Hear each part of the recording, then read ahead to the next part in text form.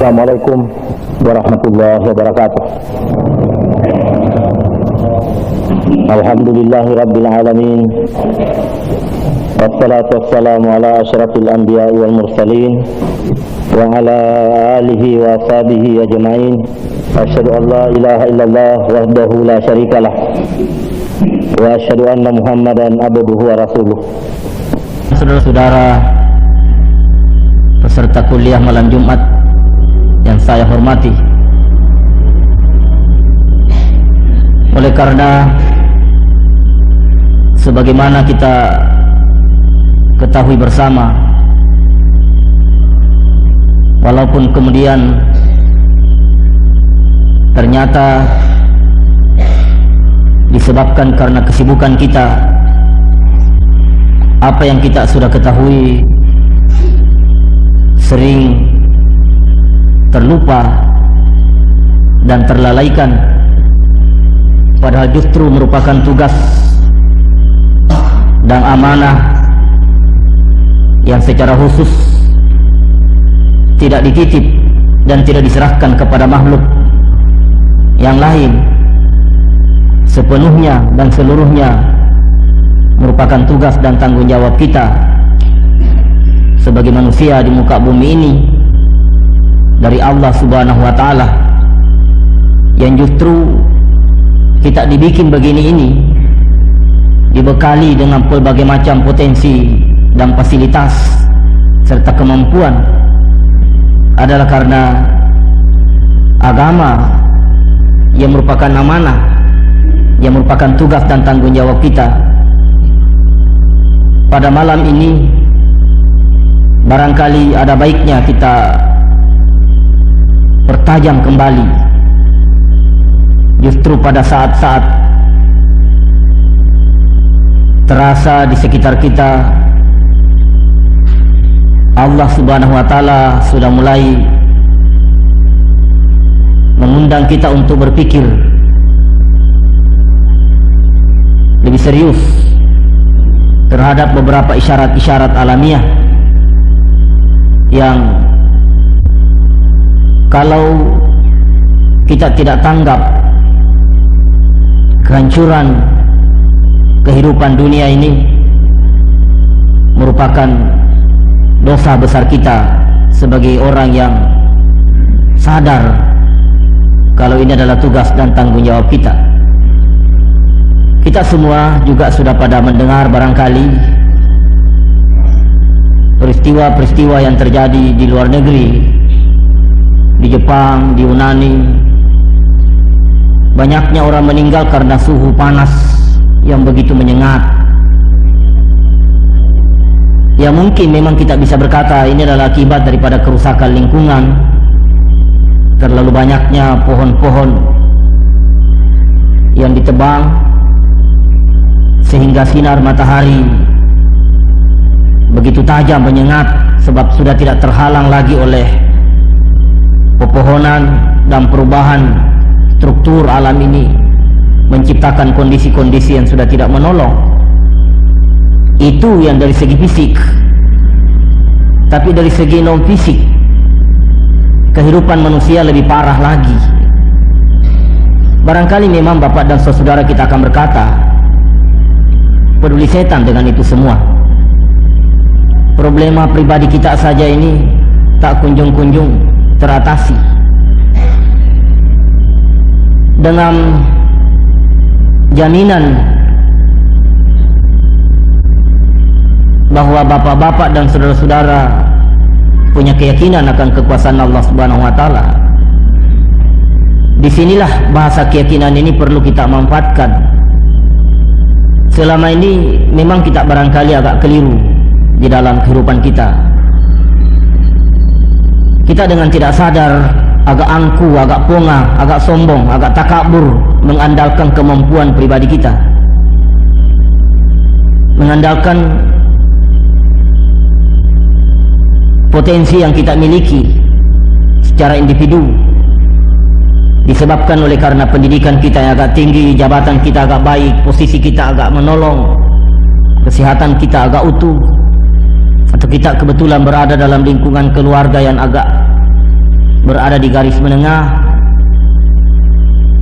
sehingga pernah berdetak di dalam hati kita bahwa kita mampu mengurus diri, kita mampu mengurus istri kita, mengurus anak kita, dan kita mampu memecahkan problema kita.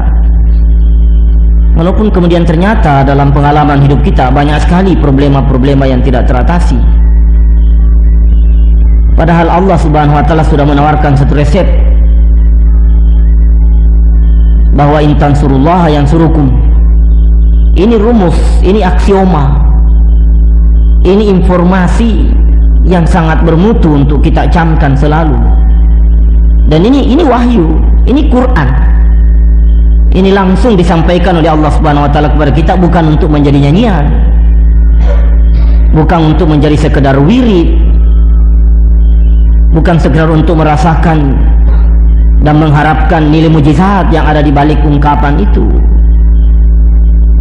Perlu kita ketahui bahwa wahyu ini diturunkan oleh Allah Subhanahu wa taala untuk membimbing kita, untuk menjadi petunjuk kita.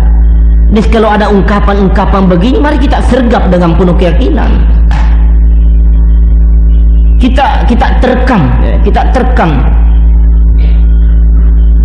dengan penuh kesigapan bahwa informasi ini memang kita perlukan, memang sangat kita perlukan. In tansurullaha yansurukum. Manakala kita membantu Allah dalam pengertian membantu dan memenuhi tugas dan tanggung jawab yang dibebankan kepada kita oleh Allah Subhanahu wa taala, agamanya ini, Islam ini, yang suruhku, itu pasti juga Allah Subhanahu wa taala membantu kita. Walaupun memang tidak sesederhana itu. Sebab di beberapa kenyataan kita tidak bisa sangkal bahwa banyak orang juga yang kelihatan sibuk mengurus agama, tapi hidupnya tersiok-siok dalam pengertian dari segala sudut, dari segala sisi. Anak keturunannya juga berantakan, rumah tangganya juga berantakan, agamanya juga sendiri kelihatan berantakan. Sebab untuk in tansurullaha ini jelas tidak sekedar sibuk, tapi harga dasar yang justru dituntut paling esensial untuk sahnya in tansurullaha ini adalah nawaitu kita, niat kita, sikap mental kita. Itu harga dasar. Sehingga dengan tajam Rasulullah sallallahu alaihi wasallam mengingatkan innamal a'malu binniyat wa innamal likulli imri'in ma nawa, bahwa harga setiap amal itu akan diukur dari nawaitunya, bukan kepada jumlah sumbangan yang dia berikan, bukan kepada voltasi kesibukan yang dia perlihatkan, bukan kepada jumlah keterlibatan yang dia lakukan, tapi harga amal akan diukur dari nawaitu, dari niat. Nawaitu ini tidak akan ada orang lain yang bisa tahu dan sulit diukur oleh orang lain. Yang tahu cuma yang bersangkutan dan Allah Subhanahu wa taala. Jadi kita tidak mungkin berlaga dan tidak bisa berbuat mengada-ngada, sebab Allah Subhanahu wa taala betul-betul memonitoring ini, sebab harga amal kita akan diukur dari sana. Nawaitu kita, Bapak dan saudara-saudara, dalam kondisi-kondisi tertentu sibuk mengurus agama, punya motivasi yang kadang-kadang memang cukup merangsang. Tidak bisa disangkal ada faktor-faktor interest yang cukup menggiurkan, mengiringi kesibukan dan keterlibatan kita di dalam menangani urusan agama ini. Banyak orang juga kepingin menjadi panitia masjid asal dia bendahara, sebab sekali-sekali uang itu bisa dia kembangkan tanpa setahu ketua. Kalau tidak bisa diatur, dia letakkan jabatan kemudian hilang. Dan biasanya panitia masjid lain ya pasrah saja. Faktor nawaitu, Bapak dan saudara-saudara, orang pergi dakwah, orang pergi ceramah, tidak mudah itu bahwa ini adalah in tansurullah. Sebab ini sekali lagi tidak bisa dibuat-buat, tidak bisa kita mengada-ngada, tidak bisa berlaga. Dia akan berdetak dengan detakan yang asli. Nawaitu saya, niat saya, apa betul ini in tansurullah, atau sekedar mengisi kekosongan, atau turut sibuk, atau kamuflase, atau malah mungkin memang ada interest-interest lain. Nah Bapak dan saudara-saudara, kita tidak tahu, memang kita tidak tahu persis bagaimana wujud roh yang ditiupkan oleh Allah Subhanahu wa taala di dalam diri kita itu. Kita juga tidak bisa tahu persis bagaimana cara kerjanya roh itu. Tapi yang jelas nawaitu ini bukan kerja fisik. Nawaitu bukan kerja fisik. Dia merupakan aktivitas daripada sang rohani. Jadi kalau memang rohani ini detakannya sama dengan program Allah mengadakan kita, mengeksistensikan kita, keberadaan kita adalah seluruhnya dan sepenuhnya adalah karena Allah Subhanahu wa taala yang membuat kita ada, yang membuat kita wujud, maka wujudlah kita dengan satu program. Allah tidak membuat kita ini dengan sembrono dan sembarangan. Allah tidak menciptakan kita ini secara otomatis. Memang ada program Tuhan. Tidak cuma-cuma kita dibuat sedemikian rupa mampu menaklukkan ini alam, mampu menguasai ini alam. Kita mampu mengendalikan udara, mampu menjinakkan api, mampu mengendalikan air, mampu menjinakkan binatang buas. Karena memang kita adalah khalifatullah di muka bumi ini. Tentu tidak cuma-cuma, memang ada program Tuhan.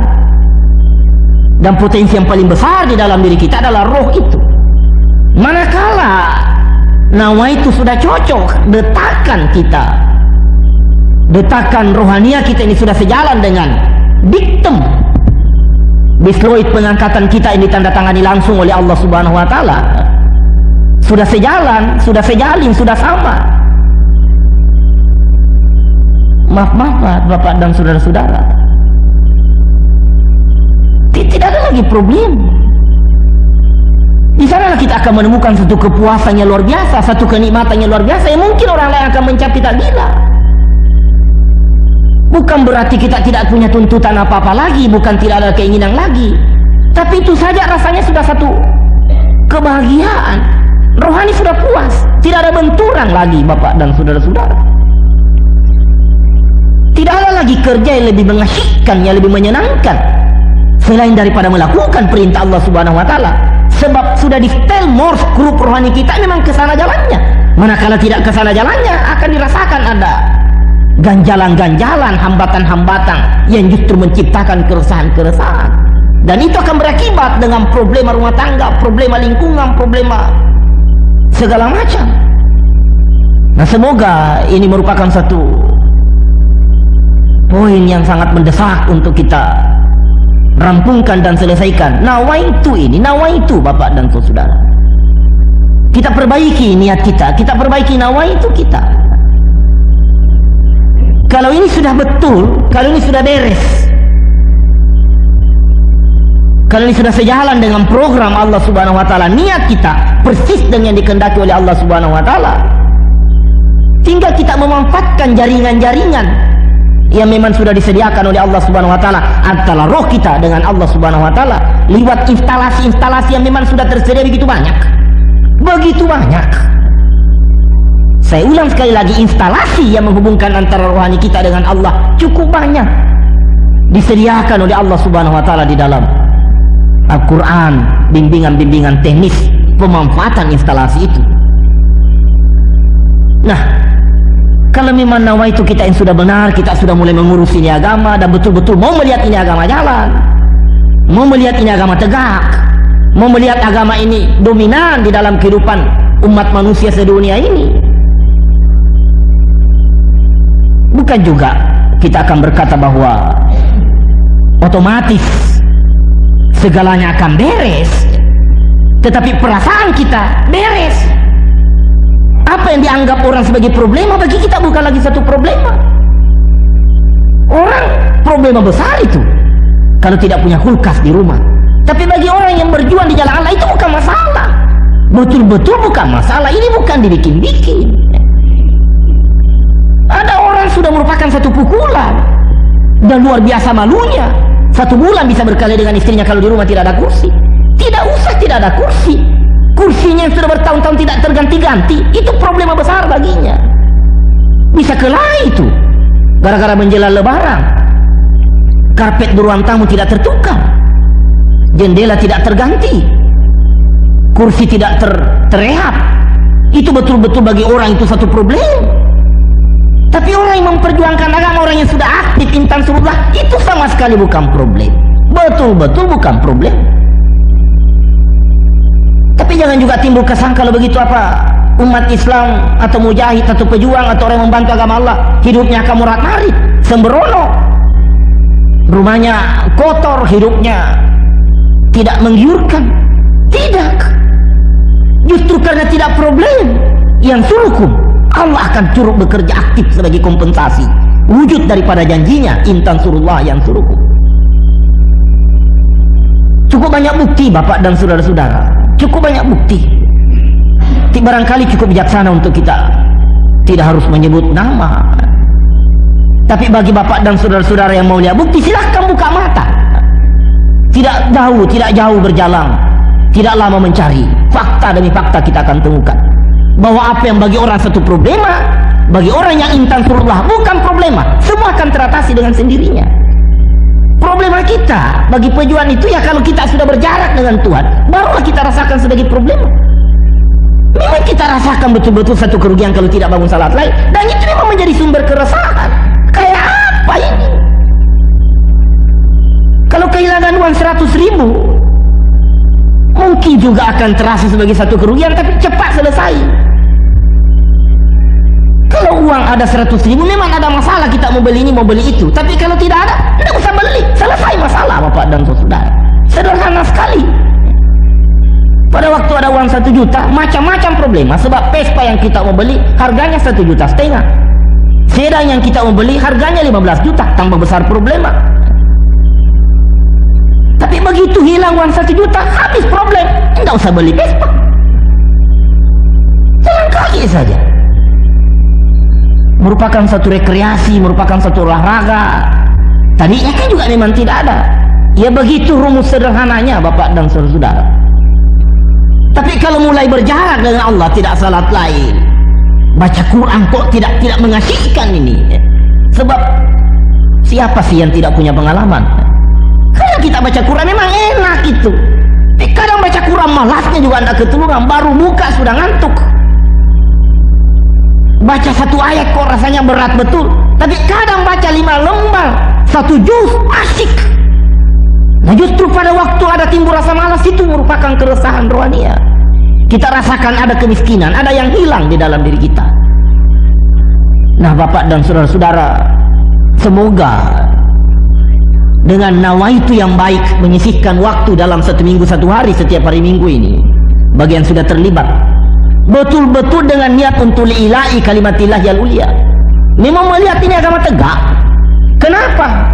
Sebab kita punya keyakinan kalau agama ini sampai tidak tegak, dunia ini hancur Pak, dunia akan hancur. Semua orang ini mau perang, semua orang mau perang. Belum lagi problema yang terus-menerus bertambah. Hawa udara sekarang tambah panas. Di daerah-daerah seperti di Jepang itu sungai penuh dengan orang berenang, air mancur penuh dengan air terjun, orang penuh di situ menunggu untuk mendapatkan dingin. Kenapa demikian? Isyarat alamiah dari Allah Subhanahu wa taala yang bisa menyelamatkan ini kalau agama masih sempat kita bangun.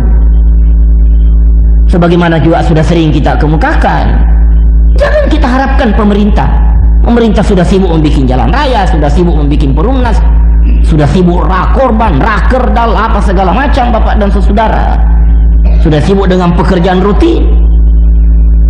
Mana uang kurang, proyek banyak, koruptornya juga tambah banyak, malingnya juga tambah banyak.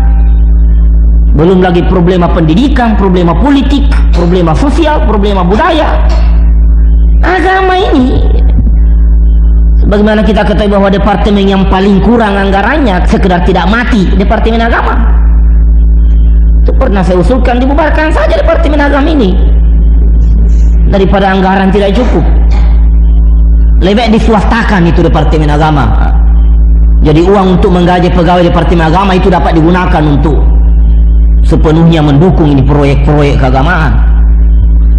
Nah Bapak dan saudara, kalau pemerintah diharapkan membangun agama ini dengan anggaran cuma sekian, tidak dijamin mutuh intan surullahannya itu Bapak dan saudara-saudara.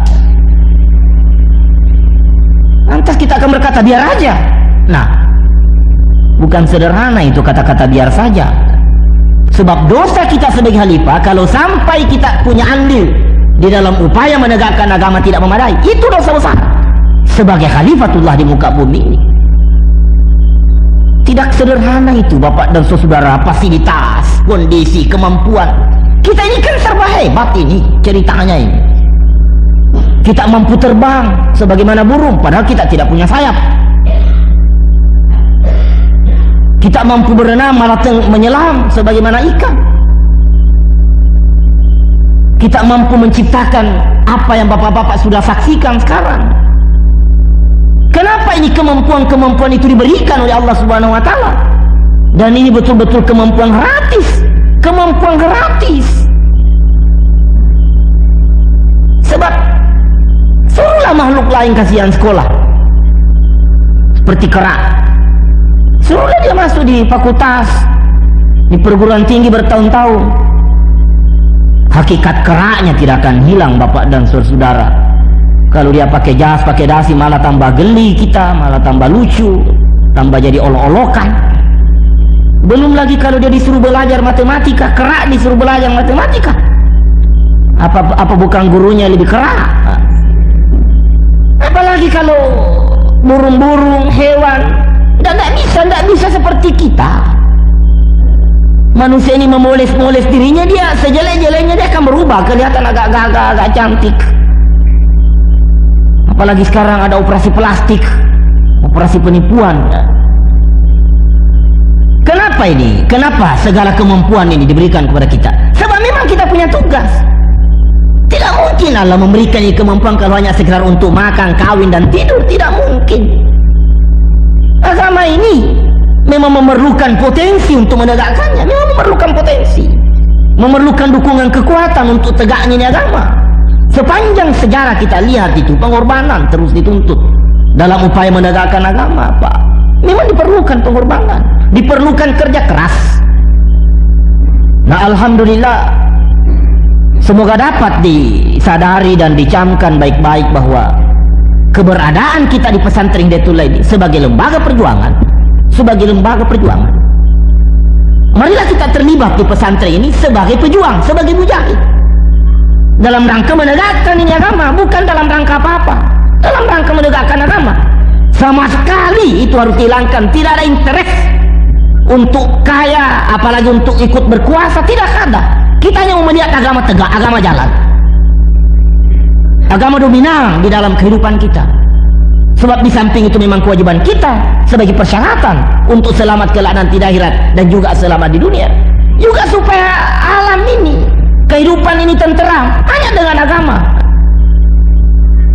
Syukurlah Bapak dan saudara-saudara, lewat pengalaman-pengalaman, walaupun buat sementara kelihatannya hanya 1 hari di dalam 1 minggu, kita sudah sisihkan waktu sepenuhnya untuk agama. Semoga kita rasakan itu intan surullah yang suruhku. Sekurang-kurangnya problema kita itu berkurang. Kemarin kan macam-macam problema kita karena tuntutan nafsu. Nafsu menggiring kita, menjebak kita untuk menyusung daftar keinginan. 50 juz tidak selesai itu daftar keinginan kita, 50 jilid. Apalagi kalau sudah berunding dengan istri lebih banyak lagi keinginannya. Dia mau jalan-jalan ke Wina, ke Swiss, ke Tokyo. Dia juga mau mampir di salon kecantikan di Singapura. Dia juga mau mandi-mandi di New York. Dia juga mau singgah di Hawaii. Itu keinginan. Kalau istri dituruti kemauannya, 7 kali kita mati tidak selesai Bapak dan saudara-saudara. Kalau kita sudah terlibat intan surullah, ada kepuasan-kepuasan tertentu yang kita sudah nikmati, daftar keinginan ini akan berkurang.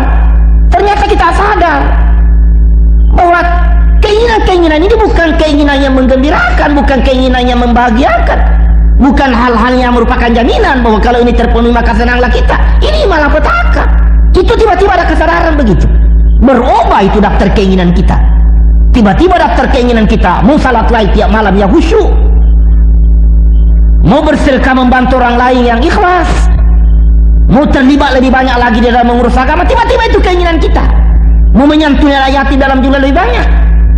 Dan keinginan ini tidak memerlukan biaya terlalu besar, tidak memerlukan biaya terlalu besar. Anak yatim kalau mau makan kan dia tidak minta sate.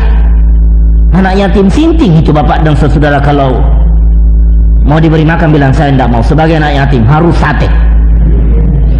Mana ada anak yatim begitu, kasihan. Diberi nasi saja dengan lombok puas dia, kalau lapar dia makan betul itu dan senang. Itu tidak memerlukan biaya banyak. Untuk salat lain kan tidak memerlukan, tidak harus naik sedang untuk pergi salat lain, tidak harus pakai kipas angin, tidak harus ada AC, tidak harus siapkan roti bakar 5 panci, tidak harus beli karcis, tidak harus antri beli tiket Kambuna untuk salat lain. Caranya ya gerak saja, pergi berwudu kemudian berdiri, pakai baju lah 1 lembar bapak dan saudara, menurut tuntunan. Tidak minta biaya banyak, kesulitan kita berkurang. Dan saya ingin bertaruh, bapak-bapak yang sudah rasakan, kita ingin bertaruh kepuasan rohani kita kalau selesai salat lain. Tolong tanya orang yang belum terlibat di sini, apa yang pernah dirasakan paling nikmat di dalam hidupnya? Apa yang pernah dirasakan paling nikmat di dalam hidupnya? Kemudian kita bertarung. Mana kira-kira yang paling nikmat? Kepuasan kita kalau selesai lalai, dan kepuasan dia kalau selesai menjudi. Menang dia, oke lah menang. Kita tanya sejauh mana kepuasan Anda dibandingkan dengan kita? Atau dia selesai cuti ke Singapura, tempat tinggal di hotel yang paling tinggi di sana dengan istrinya dan anaknya, kemudian disuruh bayar 10 juta, pulang ke Indonesia melotot matanya sebab habis uangnya. Tanya kepuasannya kalau tidak menyesal. Atau pernah singgah di warung yang paling mahal bapak dan saudara, sampai pada waktu makan karena ususnya sudah penuh disinggahkan di kerongkongan, sebagian dititip, sebab sayang kalau tidak dihabiskan dibungkus. Tanyalah kepuasannya. Jauh beda bapak, jauh beda dengan kepuasan kalau kita selesai salat lain mantap dan khusyuk. Kepuasan di sana luar biasa, seolah-olah kita berkata, ya Allah, kalau memang aku harus mati lebih sekarang. Dan andai kata malakul maut datang naik ojek, kita akan jemput dia, selamat datang malakul maut. Memang saya sudah siap itu, sebab ada perasaan bahwa ada jaminan lolos, kita ini lolos. Sebab pertarungan yang paling sengit tadi malam berhasil kita lewati, setan betul-betul kita KO. Jadi ada kesediaan dalam kondisi begini, dalam kondisi sebagai pemenang. Kalau datang malakul maut naik ojek menjemput kita, memang kita sudah siap. Tapi orang yang tidak begini, tanyalah dia puas apa? Habis kawin baru lagi umpamanya, melanggar undang-undang perkawinan dan tidak setahu istrinya, kalau tidak tegang, tidak cemas, ketakutan apa segala macam, puas sesaat kemudian ketakutan. Habis salah lain mana pernah kita ketakutan? Jangan-jangan diketahui. Kata siapa? Nanti diketahui ketua RT. Apa hubungannya ketua RT dengan salah? Mana ada ketua RT mau pusing? Mana yang mau pusing? Dan andai kata ada yang mengusut, bilang apa kegiatanmu tadi malam? Sebelum selesai pertanyaan kita sudah salat lain. Mantap. Sudah, tidak saya teruskan. Enak. Sebab ada rasa asyik bapak dan saudara-saudara, bercampur rasa bangga, belum rasa puas atas kemenangan kita kepada setan.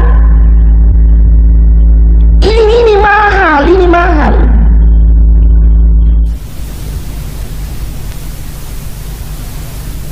Ada perasaan puas dan ada perasaan nikmat. Ini salah satu contoh. Belum kalau kita sudah habis berdakwah, berceramah di pedesaan yang betul-betul karena ikhlas, orang tiba-tiba menangis, kemudian salat gara-gara kita, itu kepuasan tersendiri yang luar biasa nikmatnya bapak dan saudara-saudara. Itu langsung. Belum lagi akibatnya besok lusa kepada istri kita, kepada anak kita. Nah kalau istri anak kita juga sudah bisa digiring, berubah kondisi, berubah posisi, sebagai pengejar benda kemudian menjadi pengejar ridha Allah, ikut terlibat langsung intan surullah.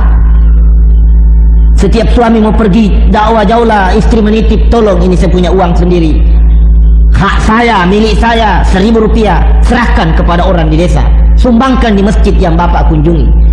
Sebab jangan dikira bahwa sumbangan bapak itu juga sudah masuk sumbangan istri, enggak. Dipisah nanti di akhirat itu bapak dan saudara. Bahwa istri saya, Pak, catat juga saudara juga di situ. Berapa persen? Nggak bagi 2 saja. Nggak bisa begitu, Bapak dan saudara-saudara. Nggak bisa begitu. Kalau istri kita sudah merasa terpanggil juga untuk terlibat intan surullah, banyak sudah kebahagiaan di rumah itu, banyak kebahagiaan. Banyak orang ini sinting hanya gara-gara mau memugar rumahnya menjadi 3 tingkat, mau mengganti karpet menjelang lebaran, mau mengganti kursinya yang model internasional, potongan terakhir, yang tidak pakai kaki di tempat duduk melulu. Dia kepingin itu, Bapak dan saudara-saudara. Ada kursi yang multifungsi, bisa dipakai baring, bisa dipakai kayak kendaraan, bisa juga dipakai duduk, bisa juga jadi meja. Kadang-kadang yang aneh-aneh itu yang menjadi tuntutan, yang dipikir sampai tengah malam. Subuh itu lagi didiskusikan, kapan Kak kita beli? Besok, kapan lagi Pak? Sudah hampir habis. Tidak pernah itu dia tanya bahwa kok akhir-akhir ini kita tidak salat lain. Tapi dia tanya, kapan kita ke Luki? Kan itu yang menjadi topik. Ini jangan dikira sederhana. Hidup kita ini akan kadang-kadang kehilangan arah. Jadi bukan cerita kosong itu, ini tansurullah yang sungguh. Kalau kita terlibat langsung sebagai mujahid, sebagai juan, sebagai jundullah, sebagai ansarullah, sebagai tentara Tuhan, menjadikan agama ini sebagai amanah, sebagai tugas dan tanggung jawab kita, banyak masalah kita selesai. Banyak, Bapak dan saudara-saudara. Sekurang-kurangnya hidup kita ini mulai terarah. Topik-topik hangat selalu menjadi headline di dalam lembaran keseharian kita, yaitu Anda mau mati, Anda mau mati. Itu tidak pernah lagi kita lupa. Ada orang kan lupa itu mau mati, yang selalu terakhirnya kamu mau hidup terus. Mana mungkin? Sedangkan batu tidak hidup terus, padahal tidak punya nyawa, Bapak dan saudara. Apalagi kita keserempet ojek saja itu bisa mati seketika. Ada orang ketungguk batu kecil saja mati, Bapak. Sementara makan mati, sementara main mati. Lupa. Kalau memang sudah demikian, menarik barangkali untuk kita selami kisah Nabiullah Ibrahim alaihissalam dengan anaknya Ismail alaihissalam, yang sebentar lagi dalam beberapa hari ini kita akan selenggarakan upacara Idul Adha, diiringi dengan ibadah sunnah dengan kurban 4 hari berturut-turut. Bagaimana Nabiullah Ibrahim yang dikatakan oleh Allah Subhanahu wa taala, laqad kana fi Ibrahima uswatun hasanah. Laqad kana lakum fi Ibrahima uswatun hasanah. Sungguh adalah bagi kalian pada diri sejarah kehidupan Nabiullah Ibrahim itu contoh teladan. Sebagai seorang pejuang, sebagai seorang pemimpin, doa yang di-stressing Ibrahim dikala dia boleh berumur lanjut, Rabbi habli minas salihin, Rabbi habli minas salihin. Ya Allah, karuniailah saya pewaris-pewaris yang saleh. Banyak hal yang menarik di sini untuk kita petik sebagai pelajaran. Berbicara tentang perjuangan, Bapak dan saudara, berbicara tentang perjuangan, perlu ada yang dinamakan kader, pelanjut perjuangan itu. Dan ini adalah tugas pemimpin. Ada motto dalam kepemimpinan, ada motto di dalam perjuangan. Pemimpin yang baik adalah pemimpin yang sanggup dan mampu menyiapkan penggantinya. Ini tuntutan. Satu demi satu pemimpin kita pada pergi. Sejak 2-3 tahun yang lalu ini, sejak 2-3 tahun kemarin ini, Bapak dan saudara, satu demi satu pemimpin kita berangkat. Tentu masih segar kepergian Buya Hamka, kepergian Dr. Z Muttaqin, kepergian Tengku Daud Baureuh, dan terakhir kepergian Burhanuddin Harahap. Satu demi satu pemimpin-pemimpin kita yang pergi. Kita kemudian bertanya, dan itu adalah satu kenyataan, Mana penggantinya? Mana pelanjutnya? Tidak mudah kita menemukan Hamka kedua yang mampu menduduki posisi Hamka, yang mampu menduduki posisinya Aizat Muttaqin,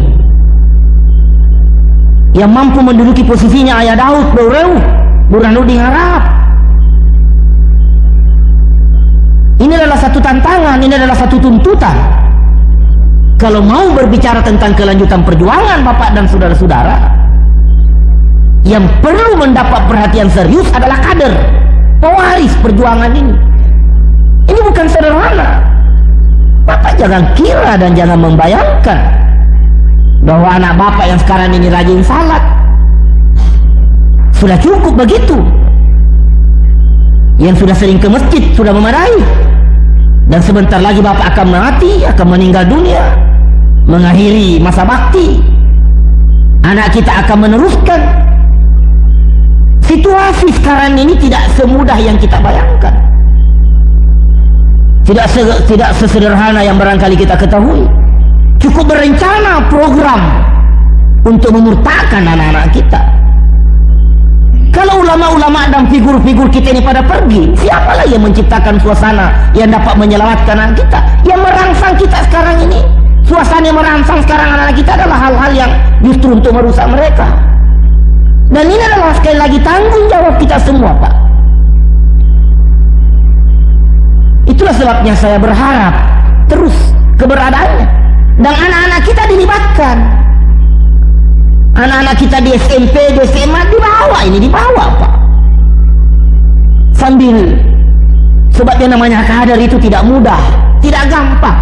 Nabiullah Ibrahim, apa yang kurang pada diri Nabi Ibrahim? Tapi sampai umur 70 tahun dia cukup cemas. Dia tidak melihat siapa yang akan melanjutkan ini perjuangan. Bukan Nabi tidak menyelenggarakan kursus, bukan Nabi Ibrahim tidak membuat kegiatan.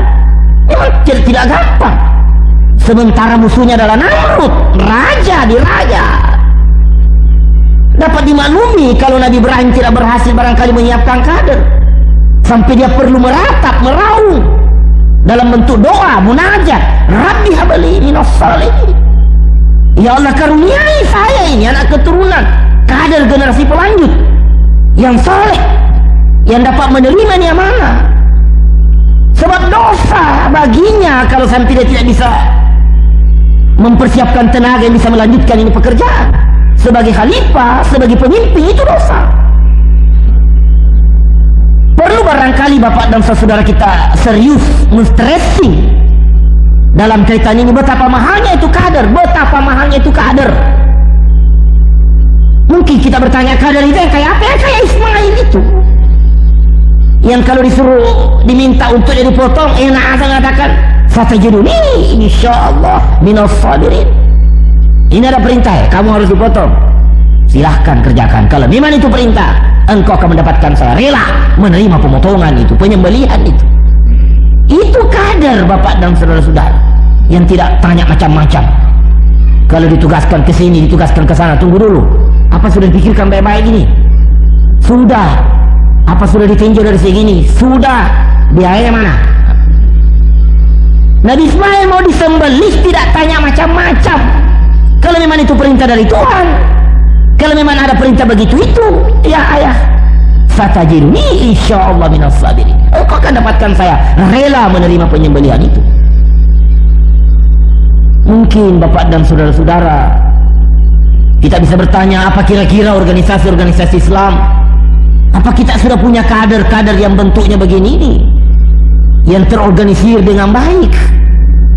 Saya tidak tahu banyak, tapi saya tidak cukup optimis dengan realita yang sering saya temukan di lapangan. Sebab sistem pembinaan kader di sana, kader ini harus diurus. Kita harus berusaha membuat kompensasi sampai dia mau menyerahkan nyawanya. Kita harus memperlakukan dia sedemikian rupa untuk dia tidak perlu memikirkan dirinya. Kita harus pikirkan dia, sebab setiap saat nyawanya kita perlukan dan dia harus berikan. Justru karenanya kita harus bayar dia punya nyawa. Nabi Ibrahim sendiri, walaupun saya tidak berkata gagal melahirkan kader, Sampai umur 70 tahun dia cukup cemas. Siapa yang lanjutkan perjuangan ini? Untunglah dia sempat menggunakan senjata terakhir, senjata pemungkas, doa. Pada saat-saat di mana Nabi Ibrahim tidak bisa berbuat apa-apa, Rabbi habli minas salihin, Rabbi habli minas salihin. Karuniai saya Allah kader-kader pewaris, anak keturunan generasi pelanjut. Diberikanlah dia Ismail, kemudian menyusul Ishak, Yakub, semua jadi nabi, bapak dan saudara. Nabi Ibrahim boleh dikata kemudian berhasil menyiapkan tenaga kader. Sebutlah Ismail, Ishak, Yakub, semua jadi nabi, semua dikukuhkan oleh Allah menjadi nabi. Kesempatan yang baik bagi bapak dan saudara-saudara untuk terlibat mempersiapkan tenaga-tenaga seperti ini. Kondisi kita sekarang ini tidak menolong untuk memiliki kader-kader yang seperti ini, tidak menolong. Arus materi sekarang begitu deras dan begitu merangsang. Suasana kota ini tidak memungkinkan lahirnya manusia-manusia yang penuh integritas, penuh dedikasi. Sebab Nabi Ibrahim sebagai instruktur sekaligus sebagai kader yang ditugaskan menjalankan kader, sakit itu perjalanan hidupnya. Tidak pernah ada kader yang hebat lahir di tengah-tengah kenikmatan dan kesenangan. Kader itu umumnya di dalam derita lahirnya, bapak dan saudara. Nabi yang diberikan gelar ulul azmi adalah 5 nabi yang paling banyak penderitanya, Makin tinggi deritanya, makin tinggi kualitas kekaderannya, makin tabah dia memikul risiko. Ketika tidak pernah susah, tidak pernah menderita, itu mental anak seperti itu mental kerupuk. Jangankan kena air, kena angin saya sudah peok kayak ayam ras, bapak dan saudara, tidak tahu kelahi. Dibentak saja mati. Ini perlu anak-anak ini dilibatkan, bawa dia jauhlah, supaya dia tahu bahwa hidup ini tidak seenak yang dia duga dan tidak semudah yang dia inginkan. Hidup ini penuh dengan romantika, penuh tantangan, dan dia harus melihat keadaan di desa masih banyak masalah yang harus kita selesaikan. Dilibatkan dia berdoa, dilibatkan salat. Sebab Nabiullah Muhammad SAW sebagai kader hebat, pemimpin yang hebat, instruktur yang hebat, itu sengaja ditumbuhkan dia di desa dikala dia masih anak-anak, semuanya dalam untuk mematangkan proses pengkaderan atas diri Nabi Muhammad. Dan doa Nabi Ibrahim yang kedua yang menarik, Rabbi ja'alni muqimas salah min dzurriyyati Rabbana wa taqabbal doa. Ya Allah, jadikan saya orang-orang menegakkan salat bersama dengan anak keturunanku. Lagi-lagi salat menjadi sorotan tersendiri. Kader yang baik adalah kader yang bagus salatnya. Sekali lagi, salat bukan sekedar ibadah, tapi memang salat adalah satu gerak strategi. Salat adalah satu proses pematangan mental. Salat adalah satu sarana dan wahana pembentukan watak, pembentukan kepribadian, bukan sekedar ibadah dengan hasil kalkulasi pahala, tidak. Kalau ada orang suka kesusu, kalau ada orang suka tegang, salat perobatnya, salat alatnya untuk menciptakan stabilisasi di dalam diri kita. Di dalam ruku ada ucapan-ucapan tertentu yang harus diselesaikan, dan harus ada tumakninah. Dikala kita iktidal, ada ucapan yang harus diselesaikan dan harus tumakninah. Begitu dikala sujud, begitu dikala duduk dan terus sujud. 5 kali semalam ada pengendalian. Terasa itu di dalam salat ada pertarungan yang luar biasa. Omong kosong, maaf kalau kasar ucapan ini. Omong kosong kalau ada yang pernah salat tidak merasakan ada pertarungan yang luar biasa di dalam dirinya. Dikala kita salat, nafsu itu berontak, nafsu menciptakan arus tersendiri, dan di sana akan terjadi benturan dengan nawaitu, dengan iman kita. Kita pasti rasakan itu, bapak dan saudara. Ada daya tarik yang berbeda dikala kita salat. Dikala kita sudah baca Fatihah, nafsu berkata, surah yang pendek-pendek saja, ruku cepat. Iman kita berkata, enggak, saya mau nikmati enaknya salat, saya mau resapi makna demi makna di dalam ayat-ayat demi ayat itu. Nafsu tidak menyerah, dia katakan ruku sudah. Kalau kita ruku, belum ruku betul, belum baca apa-apa, sudah bangkit, sudah nyom, bangkit sudah. Jangan dulu bos, jangan dulu. Kalau bilang jangan dulu, jangan menyesal, jangan menyesal. Itu terus itu Bapak, terus. Sebab bagaimanapun lambatnya kita salah, sebenarnya tidak beberapa menit, hanya beberapa menit. Apa tidak aneh? Lambat pun kita salah hanya beberapa menit. Kok ada orang kalau lambat salah merasa lama sekali? Apanya yang lama? Apanya yang lama? Kalau diukur menurut nafsu memang lama, tapi kalau diukur menurut ukuran sewajarnya, tidak apa-apa, terlalu singkat. Tidak ada orang salah subuh atau salah duhur sampai 2 jam. Paling beberapa menit. Kenapa kadang terasa lama? Apa artinya itu? Dibandingkan dengan main gaplek, main domino, dibandingkan dengan duduk di warung, dibandingkan dengan olahraga, dibandingkan dengan melamun, itu yang lama, kadang berjam-jam. Apalagi kalau ngomong dengan pacar, dengan cewek, sering 3 jam, 4 jam, 5 jam, malah sampai malam, sambung subuh. Ini salah. Hanya beberapa menit ngeluh, lama betul. Apanya yang lama? Satu indikator, satu bukti. Oh, memang ada pertarungan itu, Pak, ada pertarungan. Jadi latihan menundukkan nafsu di dalam salat. Itulah sebabnya salat sekali lagi bukan sekedar ibadah, bukan sekedar ibadah. Dia mempunyai dimensi-dimensi yang potensial lebih daripada sekedar dimensi ibadah. Nyaris nilai ibadahnya itu tenggelam di balik dimensi-dimensi dan nilai-nilai yang lebih potensial daripada sekedar ibadah. Di situ kita punya watak dibentuk, kepribadian dibentuk, nafsu terkendali di dalam salat. Belum lagi merasakan nikmatnya komunikasi dengan Allah sebagai upaya, sebagai sarana dan wahana menyadap dan menyedot kuah dan hawa dari Allah, nur rabbani, cahaya ilahi. Siapa sih yang tidak bisa itu? Kalau kita tidak, semua mesti merasakan. Sami Allahu liman hamidah, rabbana walakal. Sujudlah sudah. Kalau ada yang coba berdiri agak apa lagi ini?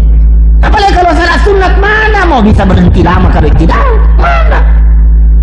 Padahal hadis yang nyata-nyata rawahu Muslim, Pak. Hadis sahih. Lamanya Nabi iktidal, tumakni dari kala iktidal sama dengan di kala sujud, yang hampir sama di kala berdiri. Yang tidak sama berdirinya saja, tapi hampir sama. Tapi kalau iktidal, ruku, sujud, duduk dan terus sujud sama. Jadi kalau kita sami Allahu liman hamidah, rabbana walakal hamd, ditambah bacaan menurut hadis hamdan katsiran thayyiban mubarakan fi mubarakan alaih, sebanyak mana milas samawati wa milal ardi wa milal ma syi'ta min syai'in ba'd. Apalagi sesudah itu ada ucapan yang paling pantas ucapkan oleh seorang hamba, wa kulluna laka abdun, dan kebetulan kita adalah hamba. Ucapan apa itu? Allahumma la mani'a lima atata wa la mu'tiya lima manata wa la yanfa'u jadi minka jadi. Barulah kita ruku, barulah kita sujud. Cukup lama waktu diminta dikala kita iktidal, Bapak dan saudara-saudara. Kalau kita selami itu nilai demi nilai yang ada di dalam salat, kita lihat di dalam hadis, sekurang-kurangnya tasbih dikala ruku dan sujud 3 kali, sekurang-kurangnya itu. Subhanakallahumma rabbana wa bihamdika Allahumma ghfirli 3 kali, sekurang-kurangnya. Idealnya 10 kali, Bapak dan saudara-saudara. Sederhanalah sudah kalau 5 kali, 7 kali. Sebelumnya kita 1 kali, subhanallah, selesai, Bapak dan saudara. Subhanallah, sudah. Nah, dengan standar itu dikala kita tidak mau baca apa, dikala kita tidak baca apa, sami Allahu liman hamidah, sambil baca rabbana walakal hamd, Allahu akbar, sambung saja itu sambil gerak. Di mana sudah itu hamdan katsiran thayyiban mubarakan fi mubarakan alaih? Di mana sudah dibaca milas samawati wa milal ardi wa milal ma syi'ta min syai'in ba'd? Di mana dan kapan dibaca Allahumma la mani'a lima ata'ta wa la mu'tiya lima mana'ta wa la yanfa'u jadi minka jadi? Ini harus dibaca dikala kita iktidal. Pantas Bapak dan saudara-saudara kalau Nabi Ibrahim berkata, Rabbi ja'alni muqimas shalah wa min dzurriyyati.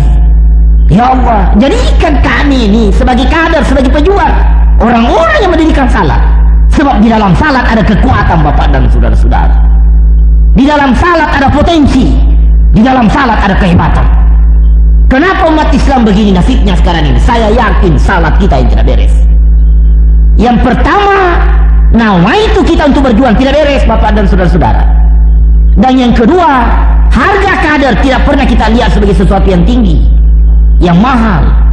Kita tidak pernah sibuk memikirkan generasi pelanjut ini. Dan yang ketiga, salat kita tidak pernah serius.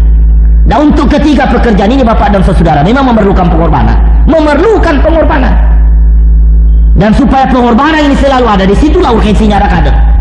Semoga Idul Kurban besok, keterlibatan kita langsung dinama memeriahkan dan menyemarakkan suasana kurban dengan keterlibatan kita untuk turut berkurban, menyegarkan kembali perasaan untuk menjadi tantangan untuk kita jawab. Perlu niat kita segera diperbaiki bahwa kita berjuang semata-mata karena Allah. Dan yang kedua, Bapak dan saudara-saudara, perlu kita melihat bahwa kadar ini mahal. Mari kita sisihkan uang dan dana fasilitas kita miliki. Dan yang ketiga, mari kita tingkatkan kualitas salat kita. Kita coba-coba usahakan itu, bahwa ciri khas pejuang abad kini, dia mulai menikmati salat sebagai implementasi daripada pemahaman kita akan nilai doa Ibrahim, Rabbi ja'alni muqimas salat. Jadikan saya orang yang mendirikan salat. Nabi Ibrahim tidak mengatakan jadikan saya orang yang memiliki bom nuklir, ya Allah. Jadikan saya sebagai penguasa tertinggi. Jadikan saya sebagai panglima perang. Jadikan saya memiliki senjata. Jadikan saya sebagai orang kaya. Jadikan saya orang yang mendirikan salat, ya Allah. Dan begitu juga anak keturunanku adalah orang-orang mendirikan salat. Sebab kalau salat kita sudah beres, kekuatan di tangan, potensi di tangan, kehebatan di tangan, Bapak dan saudara, sebagai penjabaran daripada intan surullaha yang surukum. Untuk itu marilah kita berdoa kepada Allah Subhanahu wa taala. Mudah-mudahan setiap waktu dan setiap kesempatan kita senantiasa dapat membuktikan diri dan menyatakan diri sebagai pejuang yang ikhlas karena Allah, dan senantiasa dapat menghargai mahalnya, pentingnya, urgensinya kader dan meningkatkan kualitas salat kita. A'udzubillahi minasyaitonirrajim. Bismillahirrahmanirrahim. Alhamdulillahirabbil alamin. Wassalatu wassalamu ala asyrafil anbiya'i wal mursalin wa ala alihi wa sahbihi ajmain. Allahumma aqsim lana min hasyatika ma tahulu bihi bainana wa baina mazyatik, wa min ta'atika ma tuballighuna bi jannataka, wa min al-yaqini ma tuhawwinu bihi alaina masaibad dunya. Allahumma matti'na bi asma'ina basarina wa quwwatina ma ayatana waj'alhu warisa minna waj'al sarana ala man dalamana wansurna ala man adana wa la taj'al musibatana fi dinina wa la taj'al dunya akbar hammina wa la mablagha ilmina wa la tusallit alaina man la yarhamuna wa la tusallit alaina man la yarhamuna wa la tusallit alaina man la yarhamuna. Amin amin amin ya rabbal alamin. Wa sallallahu ala Muhammadin wa ala alihi wa sahbihi ajmain. Subhana rabbika rabbil izzati amma yasifun wa salamun alal mursalin walhamdulillahi rabbil alamin. Wassalamualaikum warahmatullahi wabarakatuh.